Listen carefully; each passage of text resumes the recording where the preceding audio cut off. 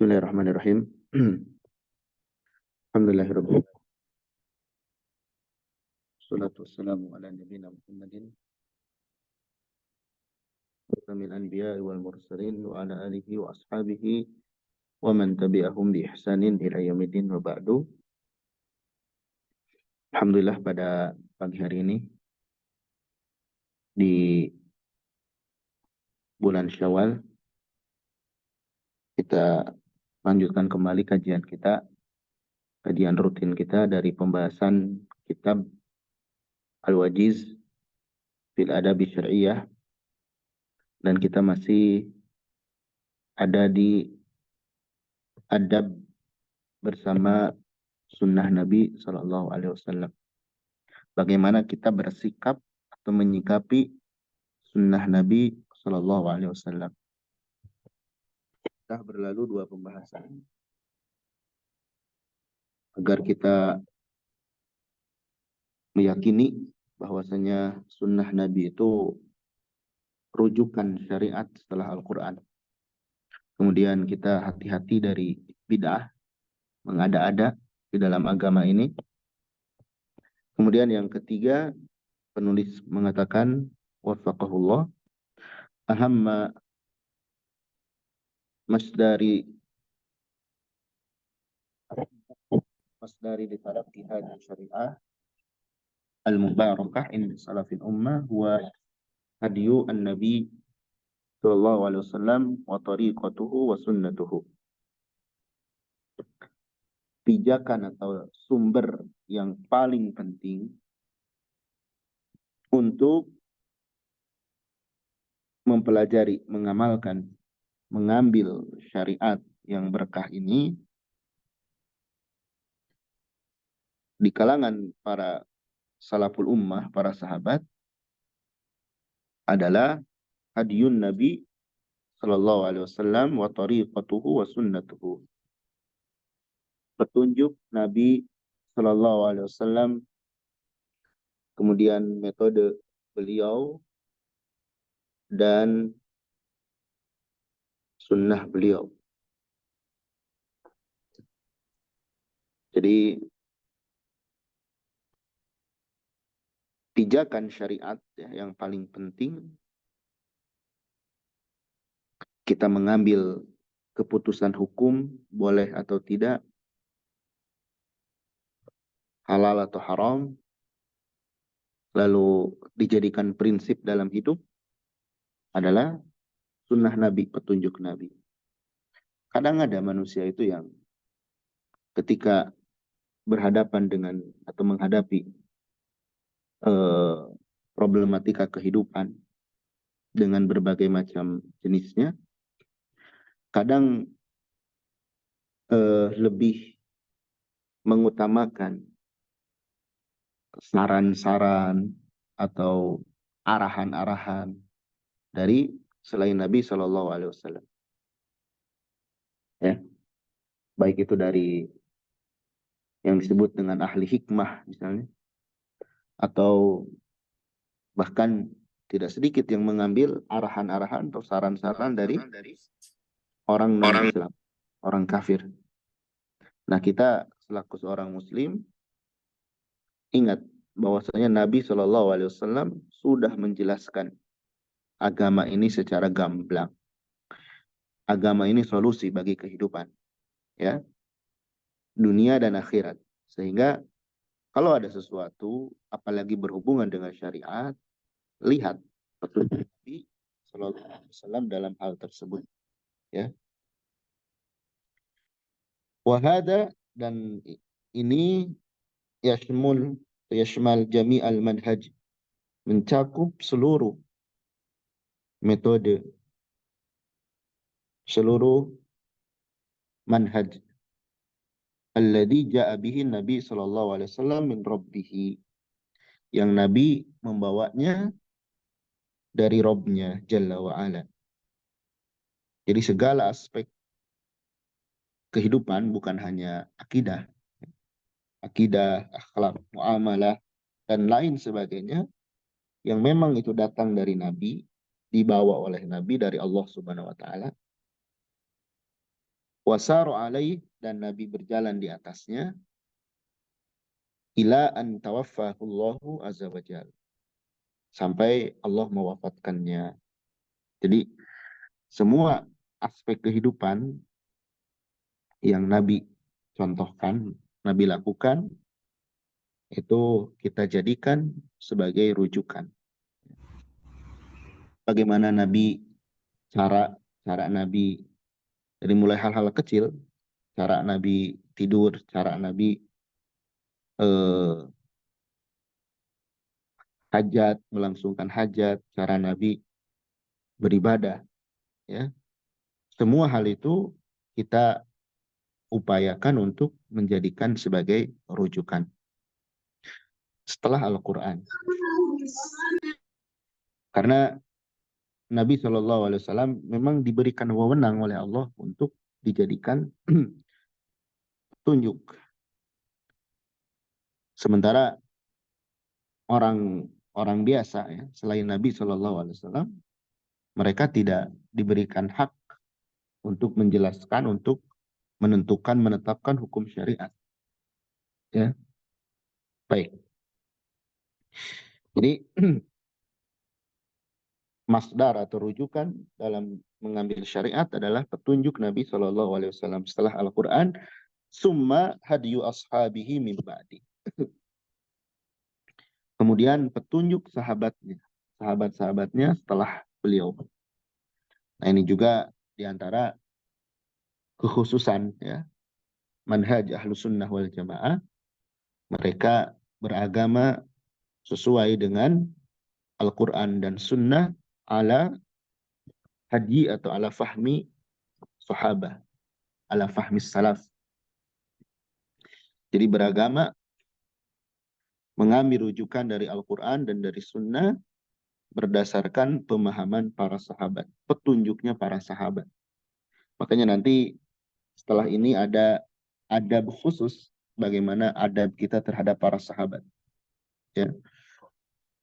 Jadi mudah sebetulnya membedakan ajaran yang memang ajaran tersebut betul-betul Islam murni, betul-betul memurnikan ibadah kepada Allah, dengan Islam yang sudah banyak perubahan. Dilihat saja kalau kita dalam mendengar pengajian atau dalam belajar ilmu tertentu, kalau yang menyampaikan itu selalu membawa-bawa Al-Quran, maksudnya eh, membawakan dalil dari Al-Quran, dari hadis, kemudian pemahamannya para sahabat, nah itu insya Allah yang disampaikan itu sebuah yang hak. Karena ilmu, yang namanya ilmu, sebagaimana dijelaskan oleh para ulama, ilmu itu adalah qala Allah, qala Rasul, qala sahabah. Apa yang Allah firmankan, apa yang Nabi sabdakan, dan apa yang para sahabat jelaskan. Karena para sahabat ini manusia terbaik, ya, setelah Nabi SAW. Manusia yang Allah pilih karena kebaikan hatinya. Itu dijelaskan oleh Nabi SAW ketika Allah memilih manusia yang layak untuk menemani Nabi, maka Allah memilih para sahabat. Di antara sebabnya, hati mereka tuh baik. Kebaikan mereka tuh dimulai dari kebaikan hatinya. Lalu kebaikan tersebut meluas kepada segala aspeknya. Dan sebagian orang mencela, ya, mencela sahabat, kemudian lebih percaya kepada, mohon maaf, gurunya atau kiainya atau syekhnya daripada kepada sahabat. Betul, sahabat itu tidak maksum secara personal, tapi secara keseluruhan para sahabat itu tidak akan berdusta di atas, tidak akan bersepakat di atas kedustaan. Maka setelah petunjuk Al-Quran, petunjuk Nabi, juga petunjuk para sahabat. Wa hadha huwa maslaku ahli sunnah wal jamaah. Maka ini adalah jalan yang ditempuh oleh ahli sunnah wal jamaah. Jadi jalan, pola dalam hidup, baik dalam syariat dan sebagainya, ahlu sunnah itu memegang prinsip menjadikan rujukan utama syariat itu Al-Quran, hadis, dan sahabat. Bikhilafi ahlil bidah wad dhalalah. Beda dengan ahlul bidah, pelaku bid'ah, wad dhalalah, dan orang-orang sesat, alladzina yattabi'una al-ahwa, yang mana mereka justru mengikuti hawa nafsu mereka, ya, wala yastamsikuna bis sunan, dan mereka tidak berpegang teguh kepada sunnah. Jadi ini ada kelompok disebut dengan ahlul bidah, juga at-dhalalah, kesesatan. Mereka tuh mengikuti hawa nafsu, tidak berpegang teguh kepada sunnah. Baik, secara sederhana ya, setiap orang itu tercipta betul membawa naluri, punya hawa, ahwa. Ya. Ahwa ini hawa nafsu, keinginan. Setiap orang punya keinginan dalam hidup ini. Pengen A, B, C, D. Bahkan dalam ibadah pun kadang kayaknya enaknya gini, enaknya gitu. Ada keinginan seperti itu. Tapi ingat, tidak semua keinginan itu kemudian dibolehkan oleh syariat. Keinginan yang kita lakukan atau yang kita perlangsungkan, yang kita perturutkan, ketika keinginan itu memang sesuai dengan Al-Quran, sesuai dengan Sunnah. Karena kalau manusia, keinginan masing-masing person, masing-masing orang, individu itu, mereka ikuti, perturutkan, maka akan hancur dunia ini. Sebagaimana Allah menjelaskannya. Seandainya mereka mengikuti hawa nafsunya, ya, maka akan binasa, akan rusak. Gak kebayang ya, kalau manusia tidak ada nilai, tidak ada yang mengatur, pasti seenaknya. Saya pengen A, B, C, D, yang penting mampu, dia akan langsungkan perkara itu. Ya. Dan ini tentu bertolak belakang dengan tujuan diciptakannya manusia. Manusia itu diciptakan oleh Allah Subhanahu wa taala dengan aturan. Ya. Sehingga bagaimana kehidupan ini mengikuti apa yang Allah tetapkan, bukan mengikuti apa yang kita inginkan. Ya, ada sebagian keinginan yang sesuai dengan syariat, ada juga yang bertolak belakang, maka kita utamakan syariat. Baik, seperti orang beribadah misalnya, syariat sudah menjelaskan berdoa itu langsung kepada Allah, tidak perlu melalui perantara. Ya, mudah agama ini. Tapi ada orang yang dia di otak-atik syariat ini, ya. Enaknya kayaknya gini, kayaknya gini. Sehingga ajaran yang asli jadi asing di tengah-tengah masyarakat. Sementara ajaran yang dibuat-buat itu adalah populer. Ini tentu sebuah hal yang tidak baik. Baik.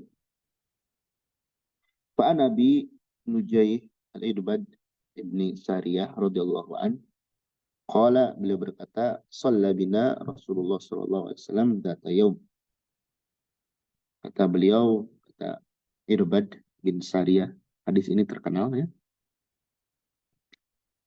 Kata beliau, dulu Rasul sallallahu alaihi wasallam salat bersama kami pada suatu hari. Artinya beliau mengimami. Summa aqbala alaina.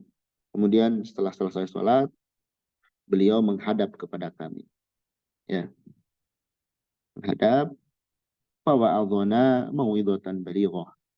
Kemudian beliau menasihati kami, memberikan pelajaran, memberikan nasihat dengan nasihat yang mendalam, ya, yang menyentuh, sehingga darafat minhal uyun.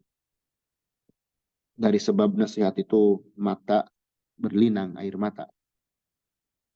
Mawajilat minhal qulub, dan hati pun ikut tersentuh dengan nasihat itu. Nasihat yang mendalam. Ya. Kemudian faqala qail, ada seorang yang berkata, ya Rasulullah, ka'anna hadhihi mau'idhatu muwaddi'. Seakan-akan ini nasihat seperti orang yang akan berpisah. Ya. Jadi nasihat perpisahan.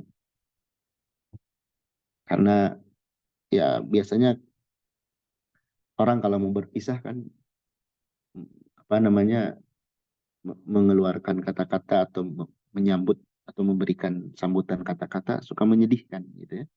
Nabi demikian memberikan nasihat. Kemudian famada ta'hadu ilaina. Apa yang engkau titipkan atau kau inginkan dari kami, kau wasiatkan kepada kami agar kami menjaganya. Maka faqala Nabi bersabda, usikum bitaqwallah. Aku wasiatkan kalian dengan takwa agar bertakwa kepada Allah. Ini wasiat pertama. Wasiat takwa adalah wasiat dari awal para nabi sampai akhir para nabi. Bertakwa kepada Allah. Ini wasiat yang paling agung agar kita bertakwa kepada Allah. Melaksanakan atau menjadikan sebuah benteng dari azab Allah dengan melaksanakan perintah dan menjauhkan larangan. Ya, melaksanakan perintah Allah di atas cahaya, di atas ilmu, berharap pahala, itu takwa. Juga menjauhi larangan Allah di atas ilmu dan karena takut azab Allah Subhanahu wa taala, itu takwa. Wasam'i wa ta'ah wa in abdan habasyian. Kemudian agar mendengar dan taat walaupun yang menjadi pemimpin kalian adalah seorang budak.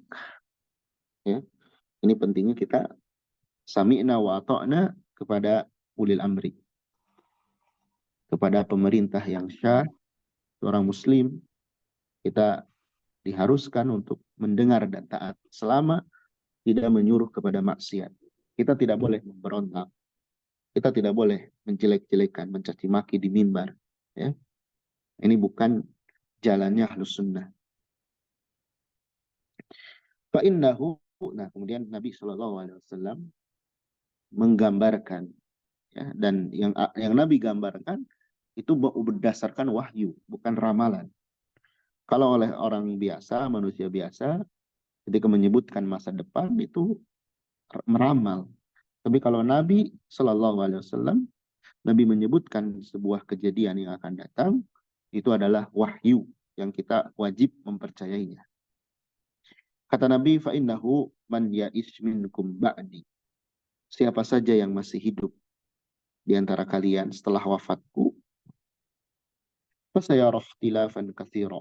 Maka dia akan melihat perselisihan yang banyak.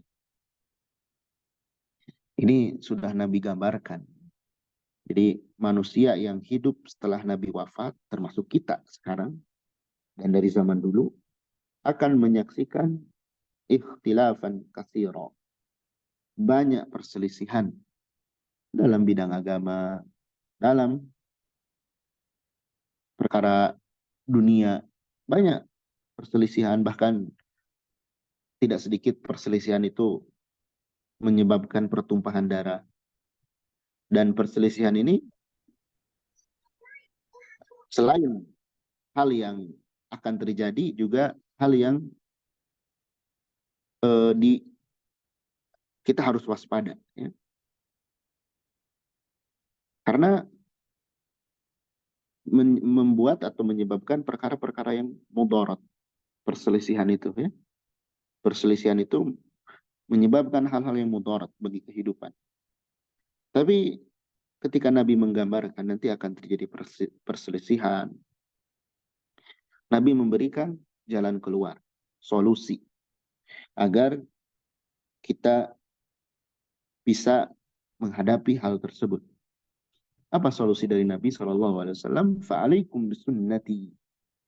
Maka wajib atas kalian berpegang teguh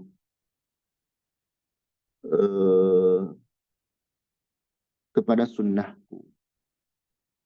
Ya, nah ini jalan keluar. Jadi ketika berselisih dalam perkara agama, ada pendapat ini A, B, C, D, kita lihat yang lebih mendekati sunnah Anda. Ya. Kalau yang sudah jelas ini ada dalilnya, ini tidak, tentu kita mengambil yang ada dalil. Ini ada sama-sama dalil, kita lihat yang paling mendekati. Kemudian selain Nabi SAW mewasiatkan agar kita berpegang teguh kepada sunnahnya, wa sunnatil khulafa'il mahdiyyin rasyidin. Juga agar berpegang teguh kepada sunnahnya para pengganti Nabi yang mendapatkan petunjuk, yang terbimbing. Jadi sunnahnya para sahabat. Petunjuknya para sahabat adalah petunjuk yang Nabi sarankan untuk diikuti, terutama ketika terjadi pertentangan. Jadi kalau terjadi zaman fitnah, ya, kita jangan mudah terbawa terombang-ambing, ikut sana, ikut sini. Tapi lihat mana yang mengedepankan betul-betul ajaran Islam. Tidak mengedepankan prinsip atau hawa nafsu. Ya. Dilihat misalkan, wah ini betul-betul mengedepankan sunnah Nabi SAW. Betul-betul mengedepankan sunnahnya para sahabat. Bukan yang malah justru menyelisihi. Ya. Jadi Nabi menyebutkan agar berpegang teguh, agar mengikuti sunnah Nabi dan sunnahnya sahabat. Jadi Nabi yang memerintahkan agar kita mengikuti sahabat. Ya. Agar kita mengikuti Abu Bakar, Umar, Utsman, Ali, dan seterusnya. Ya. Bahkan Nabi menyebutkan tamassaku biha. Pegang eratlah sunnah Nabi dan sunnah sahabat itu. Jadi ada istilah tamassuk, ada istilah ta'assub. Ya. Tamassuk itu kita memegang erat prinsip agama yang memang sudah jelas sumbernya. Itu tamassuk namanya. Kalau ta'assub, fanatik, itu kepada tokoh, kepada kelompok. Nah itu tercela. Cuman di zaman sekarang, ketika kita tamassuk, ya, berusaha berpegang teguh kepada prinsip agama yang benar, kepada ajaran Islam yang sesungguhnya, kadang justru kita yang dinilai fanatik, dinilai radikal, dinilai jangan merasa benar sendiri, dan lain sebagainya. Padahal bukan itu maksud kita. Ketika kita mengamalkan agama, punya prinsip kuat di dalam agama, ya, kita hanya ingin mengamalkan hadis ini. Kita diperintahkan untuk tamasuk, memegang erat prinsip dalam agama. Selama betul prinsip itu berdasarkan dalil dari Al-Quran, dari Sunnah, dan dari sahabat. Ya. Jangan seperti orang yang tidak punya pendirian. Dia hanya ikut, hanya mengamalkan yang dia senangi saja. Kalau kita punya prinsip kuat dalam mengamalkan sunnah, maka tidak akan atau tidak, jangan sampai tergoyahkan. Misalnya kita mengamalkan syariat tertentu di tengah-tengah masyarakat yang justru tidak suka dengan syariat itu. Nah, kalau kita betul-betul prinsip kepada memegang prinsip, berpegang teguh kepada sunnah Nabi dan sahabat, maka istiqomahlah. Tentu dengan tetap menjaga akhlak yang baik di hadapan mereka. Banyak ya kejadian-kejadian, misalnya di sebagian tempat yang memang di sana di masyarakat awam, terus ada sebagian yang sudah memahami agama, kadang yang menjadi hubungan kurang harmonis itu akhlak, ya. Sehingga merembet kepada hal yang lain. Misalnya melihat perempuan bercadar jilbab besar memiliki, sehingga ada penilaian tertentu kepada orang tersebut. Atau melihat laki-laki yang cingkrang, yang berjenggot. Ya. Nah, di sini biasanya perkara akhlak yang kurang dikedepankan. Seandainya akhlak itu dikedepankan, maka justru masyarakat akan menjadi ladang dakwah juga untuk mereka kenal terhadap sunnah agar mereka baik. Bahkan Nabi menyebutkan wa'addu 'alaiha bin nawajid. Pegang, gigit dia dengan geraham. Ini menunjukkan terhadap sunnah itu enggak asal-asalan. Nabi sampai menyebutkan gigit dengan geraham. Kita kalau megang saja mungkin bisa lepas. Tapi kalau megang dengan digigit, ini dicengkram, ini menunjukkan terhadap sunnah ini tidak asal-asalan, betul-betul. Wa iyyakum wa muhdatsatil umur. Dan jauhilah oleh kalian perkara-perkara baru dalam agama. Nabi yang menyebutkan harus dijauhi perkara baru dalam agama. Karena fa inna kulla muhdatsatin bid'ah. Setiap perkara yang diada-adakan, perkara baru itu adalah bid'ah. Wa kulla bid'atin dhalalah. Dan setiap bid'ah itu dhalalah. Sesat. Ini Nabi yang menyebutkan. Walaupun sebagian orang itu merasa tersinggung dengan ucapan bid'ah dhalalah. Padahal Nabi yang mengucap. Kalau ada manusia yang gak senang mendengar istilah bid'ah dhalalah, itu sama saja dia dengan gak senang dengan perkataan Nabi. Nabi loh yang mengatakan bid'ah itu sesat. Tapi ada manusia yang ketika disebutkan hati-hati bid'ah itu sesat, gak terima. Ya, nah, ini sebuah pembangkangan terhadap Nabi Shallallahu Alaihi Wasallam. Dalam keadaan di waktu yang bersamaan mereka mengaku cinta kepada Nabi, mengaku cinta kepada Rasul Shallallahu Alaihi Wasallam. Tapi di waktu yang bersamaan juga mereka tidak senang mendengar sabda Nabi Shallallahu Alaihi Wasallam. Baik. Kemudian yang keempat kata penulis, di hadis Irbad radhiyallahu anhu as-sabiq. Di dalam hadis Irbad radhiyallahu an yang lalu, maksudnya hadis yang di atas, isyaratun ila tariqati ta'amul ma dari lelaki. Terdapat isyarat ya tentang cara jalan bermuamalah dengan sunnah Nabi Shallallahu Alaihi Wasallam. Bagaimana sikap kita terhadap sunnah Nabi Shallallahu Alaihi Wasallam. Nabi jelaskan, ta'amul ma'amas dari talaki dengan sumber talaki, sumber rujukan pengamalan terhadap sunnah. Bagaimana caranya? Cara ta'amulnya.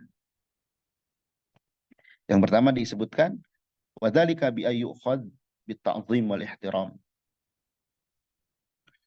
Hendaklah sunnah itu diamalkan dengan penuh pengagungan.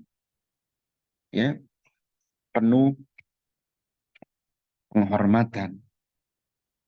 Ya. Wa yustamsak bihi asyaddal istimsak. Dan dipegang teguh dengan sangat kuat, ya. Betul-betul berpegang teguh. Jadi mudahnya, maksudnya apa? Sunnah itu dengan pengagungan. Pengagungan itu kalau bahasa mudahnya di tengah-tengah masyarakat itu dianggap sakral. Misalnya, ya ada ajaran-ajaran tertentu kan, atau adat-adat tertentu. Harus gini, nggak boleh gini. Padahal tidak ada dalam dalil misalkan, tapi dalam hukum adat berlaku. Kadang orang itu tidak berani melanggarnya. Nah, ketika mereka bersikap seperti itu terhadap hukum adat, berarti mereka sudah mengagungkan hukum adat itu. Nah, manusia kadang ringan. Kalau diminta mengamalkan hukum adat. Tapi ketika diminta mengamalkan sunnah nabinya, berat. Makanya di antara jawaban orang-orang yang menyimpang dari agama, ketika disuruh mengikuti Nabi Shallallahu Alaihi Wasallam, mereka menjawab, kami mengikuti nenek moyang. Ini adalah taktik syaitan. Taktik syaitan disebutkan dalam Al-Quran beberapa tempat. Ya. Orang yang disuruh mengamalkan sunnah Nabi, tapi beralasan dengan nenek moyang, itu diantara taktik syaitan menyesatkan manusia. Jadi sunnah itu agung kan. Misalnya, ya ini yang ringan-ringan aja ya. Dalam berpakaian misalkan. Itu berpahala loh, bukan hanya model saja seorang itu misalnya berjilbab besar, berniqab, laki-laki cingkrang berjenggot. Kemudian kita berbicara yang baik dan benar, menjaga sikap, itu berpahala semuanya. Ya. Kita mengagungkan sunnah. Maka tidak boleh mengolok-olok sunnah. Tidak boleh mengolok-olok sunnah. Itu termasuk mengolok-olok agama. Wa ta'ammal ibaratil hadis adalah ala dzalik. Dan renungkanlah bagaimana ungkapan hadis tersebut yang menunjukkan kepada hal itu. Menunjukkan pentingnya kita mengamalkan dengan penuh pengagungan dan ihtiram. Hai suqala Nabi sallallahu alaihi wasallam, ketika Nabi sallallahu alaihi wasallam bersabda, alaikum bisunnati. Ya, wajib atas kalian terhadap sunnahku. Kemudian Nabi bersabda, tamassaku biha. Pegang eratlah dia. Kemudian summa kad hadat tamassuk biqaulihi. Kemudian Nabi menegaskan, ya, berpegang teguh ini dengan ucapan wa'addu 'alaiha. Gigitlah dia bin nawajid wa hiya akhirul adras. Nawajid itu ujung gigi geraham, ya. Wal addu 'alaiha aqwa wa akad. Menggigitnya itu lebih kuat dan lebih kuat lagi. Wa hadza dalun ala ghayatil istimsak, dan ini menunjukkan puncaknya berpegang teguh. Ya. Jadi kita berpegang teguhnya itu betul-betul sekali. Kalau kita memegang tali, misalnya kita di tepi jurang, kita mau jatuh ke bawahnya, kemudian ada tali. Ya. Apakah kita memegang tali itu dengan erat atau biasa saja? Tentu jawabannya dengan erat, bahkan gigit tali itu. Agar kita tidak terjerumus atau tidak terjatuh kepada jurang atau di lautan misalnya. Ya. Nah, seandainya seorang itu tahu bahayanya kalau dia tidak berpegang kepada sunnah, sebagaimana dia tahu bahayanya kalau jatuh ke jurang, maka dia akan betul-betul mengamalkan sunnah. Tapi orang tidak seperti itu ya kebanyakan. Kalau dia mau jatuh ke jurang misalnya, pasti dia berpegang teguh kepada tali itu. Karena dia nggak mau binasa di dunia. Maka coba berpikir, kalau kita tidak berpegang teguh kepada sunnah Nabi SAW, kita binasa, iya di akhirat nanti. Dan kebinasaan di akhirat itu jauh lebih besar daripada kebinasaan di dunia. Maksudnya, coba kita berpikir ya, kalau kita binasa di dunia saja, kita nggak mau. Akan berupaya gimana kita supaya bisa selamat dari kecelakaan. Itu ketika di dunia. Nah, nanti berpikirlah bahwasanya nanti di akhirat itu kita ini, ya, kita semua ini terancam celaka. Terancam semuanya. Ada sebagian orang yang merasa pede. Wah, katanya kita sholawatin aja, nanti dosa-dosa kecil mah gampang oleh Nabi katanya. Tidak semudah itu. Tidak semudah itu. Allah tuh maha adil nanti di akhirat. Baik. Jadi perkara ini menunjukkan puncak berpegang teguh bil hadin nabawi, dengan petunjuk Nabi, wa mujanabati kulli sabilin fihi bu'dun anhu wa mujafatun lahu, dan menjauhi setiap jalan yang menjauhkan dari sunnah Nabi Shallallahu Alaihi Wasallam. Jadi pegang teguh sunnah Nabi dan jauhi segala jalan, hindari semua jalan yang bisa menjauhkan dari sunnah Nabi Shallallahu Alaihi Wasallam. Ya. Nah, di sini juga kita wajib atau perlu bersyukur. Bersyukur apa? Kalau kita tinggal atau kita hidup di lingkungan tersebut banyak orang yang mengamalkan sunnah. Secara umum di Indonesia, alhamdulillah, kita bisa mengamalkan sunnah dengan gamblang. Walaupun ya sebagian orang ada yang misalkan diperangi, diusir, di boykot. Tapi secara umum kita mudah mengamalkan sunnah di Indonesia ini. Maka wajib kita bersyukur kepada Allah Subhanahu Wa Taala. Tinggal bagaimana kita terus belajar terhadap sunnah ini dan memohon taufik kepada Allah agar kita diberikan kemudahan dalam mengamalkannya. Kama yaqulu ala anna tamassuka yakunu bi jami'i hadyi an-nabawi bil quwwah wal hirsi nafsaihima. Sebagaimana hadis tersebut menunjukkan bahwasanya tamasuk itu hendaklah terhadap seluruh petunjuk Nabi. Hendaklah tamasuk dengan kuat, wal hirs, dan dengan semangat, dengan antusias.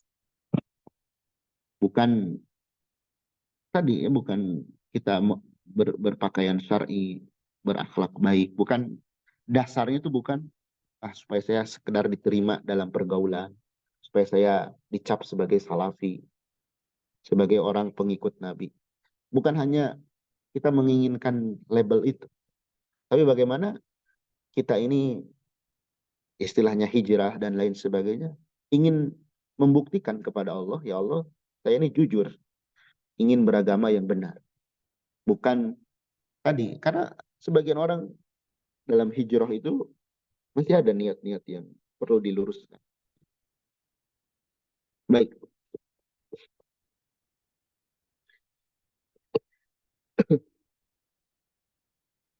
Yang kelima, wajib an yu'lama, untuk diketahui anna sunnatan nabawiyah, bahwasanya sunnah Nabi ta'ti minal Qur'an salah satu wujuh. Ya datang dari Al-Quran dalam 3 bentuk. Maksudnya fungsi sunnah terhadap Al-Quran. Itu ada 3. Beliau sebutkan ada 3. Apa saja 3 hal tersebut? Wajhul awal, sisi yang pertama, bayanu ma ujmila fil Quran.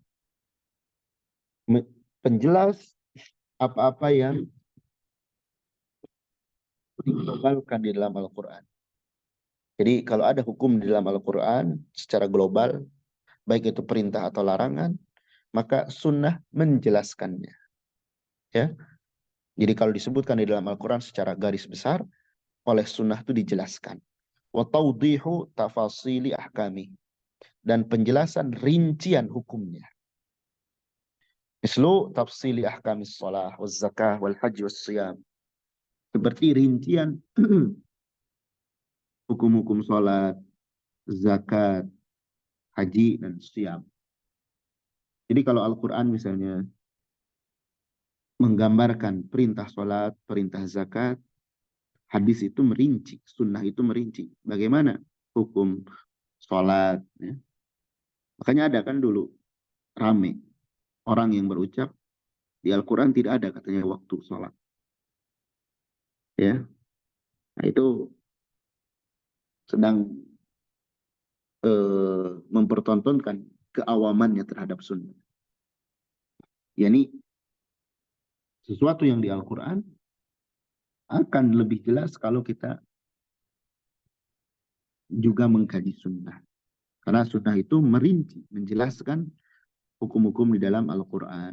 Makanya tidak boleh kita memahami Al-Quran tanpa sunnah. Nggak mungkin bisa, bahkan nggak mungkin bisa. Ya. Kemudian yang kedua, ta'kidul ahkam al-waridah fil Qur'anil Karim. Menegaskan hukum-hukum yang datang di dalam Al-Quran. Ya. Sebagai penegas.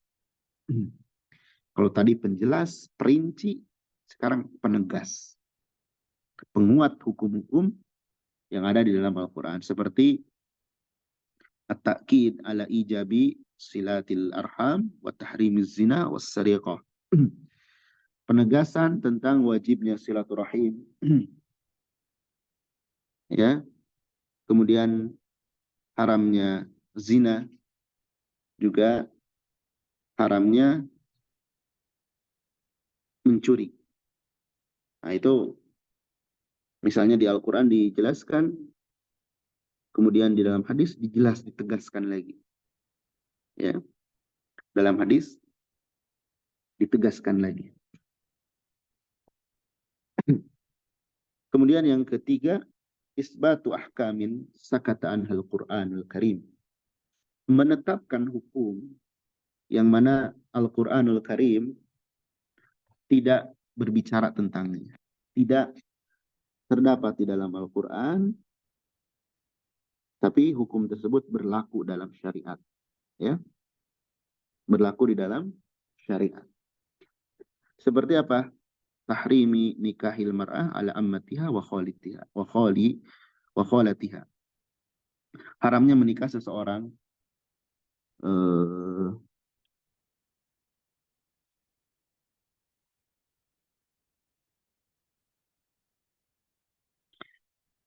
haramnya seorang perempuan menikah dengan paman dan uaknya, ya. Kemudian wa tahrimi akli kulli dinabin minas siba'. Haram memakan setiap hewan yang memiliki taring dan setiap hewan yang memiliki kuku dari burung. Nah ini Al-Quran tidak ada, maksudnya di dalam Al-Quran hal tersebut tidak ada. Tapi Nabi menjelaskan hal itu. Sama kedudukannya. Karena Nabi tidak berbicara kecuali dari wahyu. Dan Allah Subhanahu wa Ta'ala terkadang menjelaskan hukum itu betul-betul firman-Nya langsung wahyu. Terkadang juga diilhamkan kepada Nabi Shallallahu Alaihi Wasallam, sehingga jadilah hal tersebut ketetapan hukum. Kemudian wa tahrimi safalil mar'ah min ghairi mahram. Haramnya safar seorang perempuan tanpa mahram. Jadi seorang perempuan itu tidak boleh melakukan safar tanpa ditemani mahramnya. Ya. Jadi sunnah sini disebutkan fungsinya 3. Pertama, menjelaskan dan merinci hukum. Yang kedua, menegaskan hukum. Yang ketiga, menetapkan hukum yang tidak terdapat di dalam Al-Quran. Karena yang diucapkan oleh Nabi itu sama kedudukannya dengan Al-Quranul Karim. Ya. Kemudian kata penulis yang ke-6, alal muslim, wajib kepada seorang muslim, an yakuna hariusan, hendaklah dia semangat, sungguh-sungguh, harius, alat tiba'is sunnah, untuk mengikuti sunnah, fi kulli ma yastati'u, pada segala sesuatu, pada setiap hal yang dia mampu. yang dia mampu. Amron, baik berupa perintah, dia laksanakan. Nahyan, larangan, dia tinggalkan. Fi'lan, melakukan, watarkan, dan menjauhi, meninggalkan. Sawa'un akana al-ma'muru bihi wajiban au mustahabban. Sama saja yang diperintahkan itu sifatnya wajib atau sunnah. Wal manhiyu anhu muharraman au makruhan, atau yang dilarang itu haram atau makruh. Dia berusaha semampunya. Jangan, ini cuma sunnah. Jangan gitu. Justru kata para ulama ya, perbedaan manusia sekarang dan zaman dulu. Kalau zaman dulu ketika tahu ini sunnah, maka dia jadikan penyemangat. Wah, ini sunnah nih, lakukan. Tapi di zaman sekarang ketika tahu ini sunnah, dijadikan bahan untuk menyepelekan. Cuman sunnah doang. Untuk ditinggalkan. Padahal yang benar adalah yang seperti dulu. Ketika kita tahu itu sebuah sunnah, kita semangat dan ingin melakukan. Dan ketika itu sunnah dan berupa larangan, kita berusaha untuk menjauhinya. Wahada huwa hadyu salafis salih. Ini adalah petunjuknya salafus salih radhiyallahu anhum. Qala Allah Ta'ala, laqad kana lakum fi Rasulillahi uswatun hasanah. Sungguh telah terdapat dalam bagi kalian di dalam diri Nabi Shallallahu Alaihi Wasallam adalah uswatun hasanah, suri tauladan yang baik. Liman kana yarjullaha wal yawmal akhir wa dzakarallaha katsira. Bagi orang-orang yang berharap kepada Allah dan hari akhir dan dia banyak mengingat Allah Subhanahu wa taala. Jadi kalau kita jujur betul menjadikan atau menganggap Muhammad Shallallahu Alaihi Wasallam sebagai nabi kita, maka jadikanlah beliau uswah kita, ya, model dalam hidup, dalam menjalani kehidupan itu beliau Shallallahu Alaihi Wasallam. Karena beliau tidak ada gerak-gerik beliau, ucapan beliau, apalagi ibadah beliau yang keluar dari aturan Allah. Bahkan beliaulah yang Allah delegasikan untuk menjelaskan agama ini. Maka dari itu, ketika ada sunnah yang kita ketahui, semangat ya, memohon kepada Allah untuk bisa mengamalkannya dengan maksimal. Baik, barangkali itu yang bisa kita bahas di kesempatan pagi ini.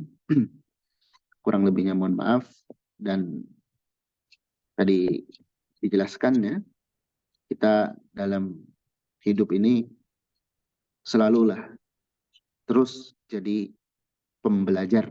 Ya. Jadi pembelajar, lalu ketika kita jadi pembelajar, ilmu itu bukan sekedar kita niatkan hanya ingin dikuasai, ingin banyak maklumat pengetahuan kita. Tapi bagaimana siapkan hati kita untuk mengamalkan. Karena barang siapa yang menuntut ilmu dengan niat untuk diamalkan, Allah akan berikan taufik dia untuk mengamalkannya. Tapi barang siapa yang mempelajari ilmu untuk bangga diri, untuk mendebat orang, maka semakin bertambah ilmunya, semakin jauh dia dari Allah Subhanahu wa taala. Waliyadzubillah. Dan itu tanda ilmu yang tidak bermanfaat. Apalagi kita sekarang di bulan Syawal. Pembuktian dari berhasil tidaknya saum kita kemarin. Karena kata para ulama, di antara ciri amalan itu diterima adalah amalan kebaikan setelahnya. Jadi ketika kita mampu melakukan suatu amal, kita akan terus melakukan amalan itu, bahkan bertambah lagi mengamalkan perkara-perkara yang lain. Begitupun ketika kita bertambah ilmu, kita upayakan bertambah juga amalan baik kita. Semakin baik lisan kita, semakin baik hati kita, semakin baik muamalah kita dengan keluarga, dengan pasangan, dengan anak, dengan tetangga, dengan orang lain. Itu tanda ilmu kita bermanfaat. Tanda ilmu kita bermanfaat. Dan selalu mohon pertolongan kepada Allah agar diberikan taufik.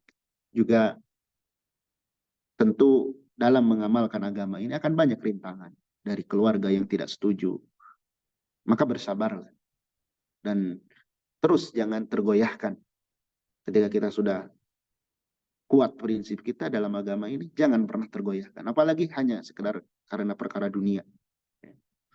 Baik, barakallahu fikum. Demikian kurang lebihnya mohon maaf. Semoga yang bermanfaat.